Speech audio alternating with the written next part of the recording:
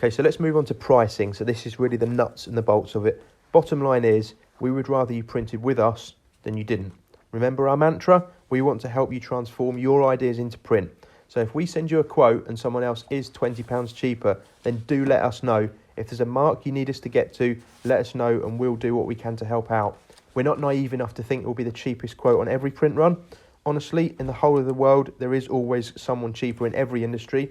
I'm sure you've bought a coffee today that you could have bought cheaper within 100 yards of that cafe, but you like their service and the ambience of that particular place, so that's why you went there, right?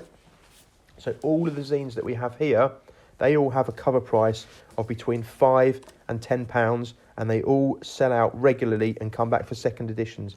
So it might be that you need to print a few more copies of your particular zine to hit a unit price that means you can sell for £5 to £10 and make some money. The more copies you print, the lower the unit price will be. So for example, it might be £30 for if you only printed one copy, but then if you print 100 copies, that exact same spec comes down to £1.50 or £2 each. So if you're buying it from us for £2 a copy and selling it for between £5 and £10, you've got potentially quite a nice margin there to be able to justify doing the project.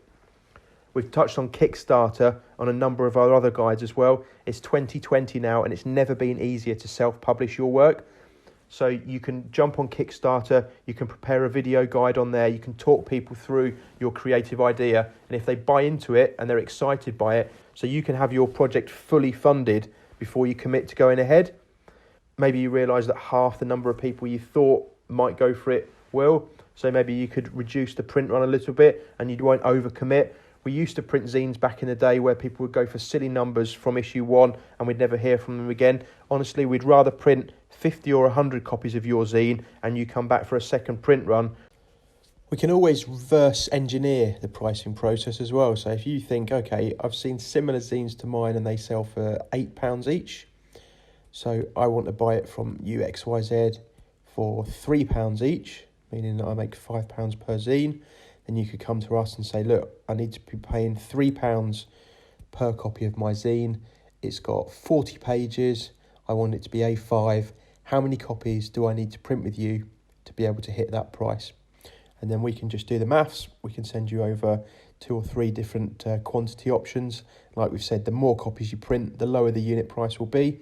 And we can reverse engineer it back to the price point that you need to hit.